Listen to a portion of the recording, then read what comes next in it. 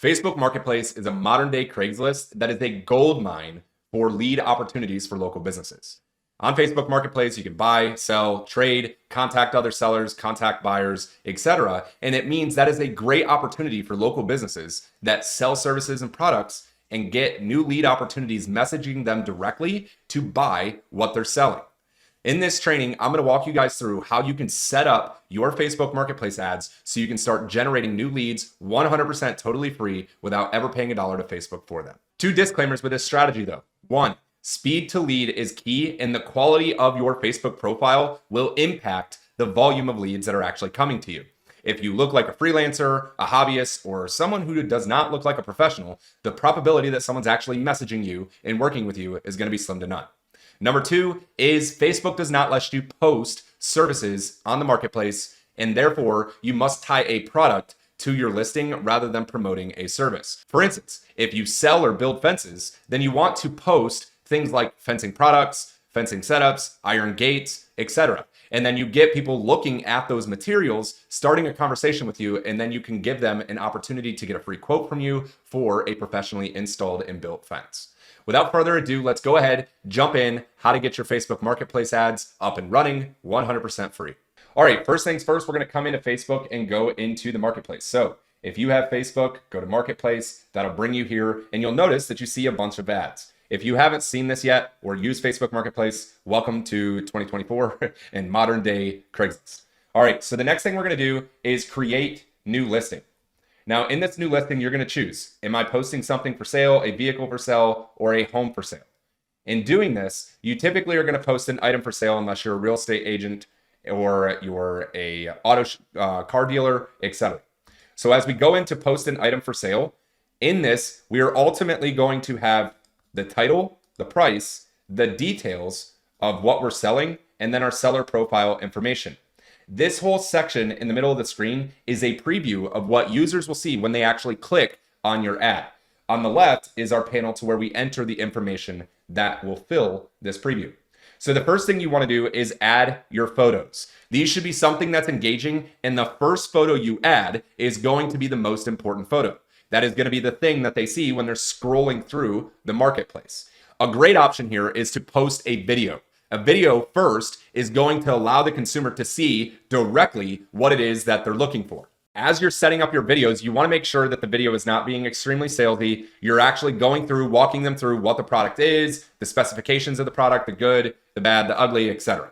Next, we're going to go into the title. In the title, we're going to want to make sure that our keywords are structured in a way that consumers are actually searching the marketplace for. That's going to increase the likelihood that that result shows up first in the search results. So for instance, if you sell HVAC systems, then you want to list the name or brand and then HVAC unit, HVAC system, whole home HVAC system, HVAC furnace, etc. And then you can get into the brand titles, you could get into BTUs, etc. Things that consumers are actually going to search. You could do HVAC system for 4-bedroom house. Things that are going to stand out and make the user actually see your ad, get it shown up, and then two, actually want to click on it. Next, you want to set your price to the lowest barrier of entry. So if you sell a range of HVAC products or services, list out what is the bare minimum entry price that they can get in for this system. Okay, that is going to allow your ad to be positioned attractively. Don't forget, the whole goal is to get someone to message you about the products you're selling. Once they are messaging you, you can then have a conversation with them and convert that lead into an inspection, a quote, etc. That's going to give you a sales opportunity. So in here, you don't want to be the cheapest, but you definitely do not want to be the highest. Next, we're going to choose category. Category is going to be any one of the listed options that are in here. For instance, if you're in home improvement, you could have building supplies, heating and cooling, security systems, etc. Next, you're going to want to list the condition. Here, I always make sure that you are selecting new, unless the product you are selling is used. From there, in your description, incorporate keyword opportunities that are going to attract more interest and higher search results when people are searching for those items. Incorporate the information that they're actually searching for. So if I'm putting in an HVAC system, I'm going to identify new Tran HVAC system, perfect for a 4 to 6 bedroom home. And then you could get into specifications, right?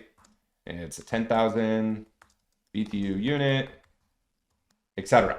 Ultimately, you're going to want to fill this out with everything that appears to be a product. Then at the bottom of the description, you can include something like, not the system you're looking for. We have 10,000 or thousands of other options. Feel free to shoot us a message. Let us know what you're looking for, and we'll be able to match you with the perfect system.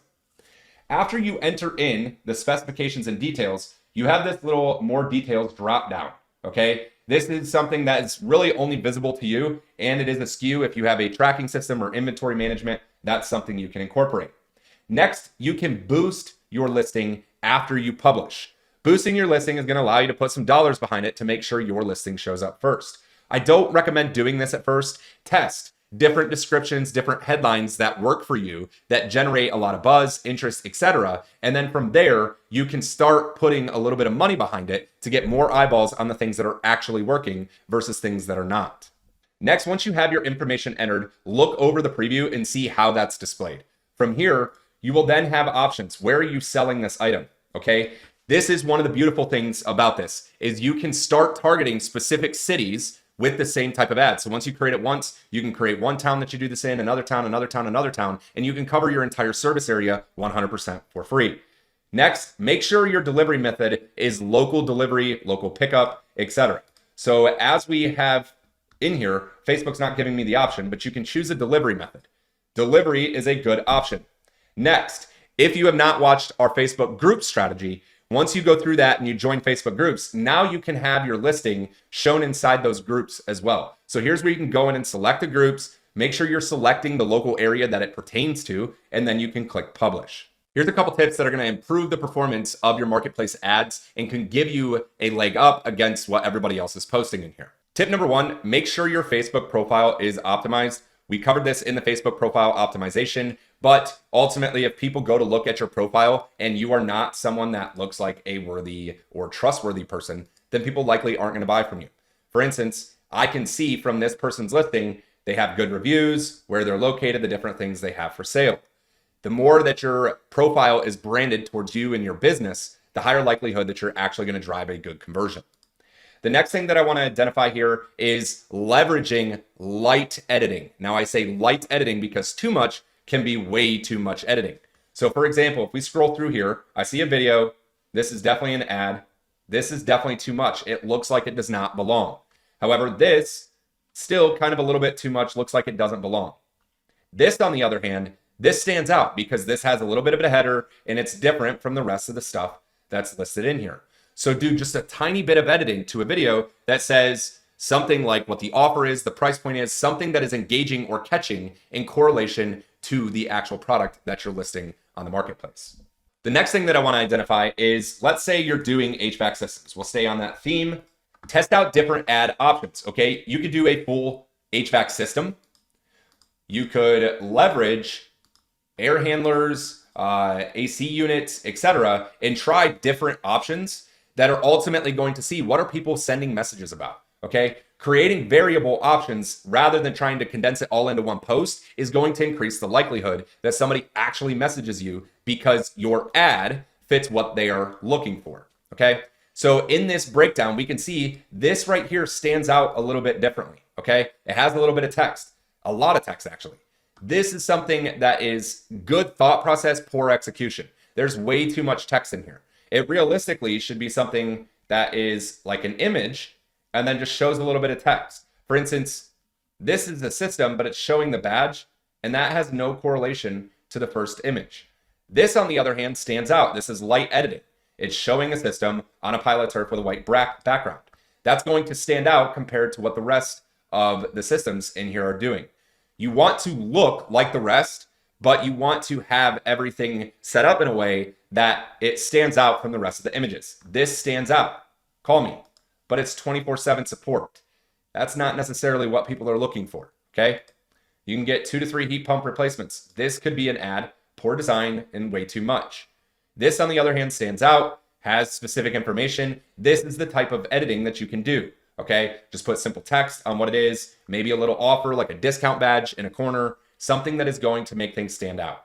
This ad here is a good example of what light editing means, stands out, and it handles ultimately what we're trying to achieve. This is another good option where it shows an image of mini splits, has a website, shows the mini split, in boxes, I would actually show the mini split itself that people are actually buying.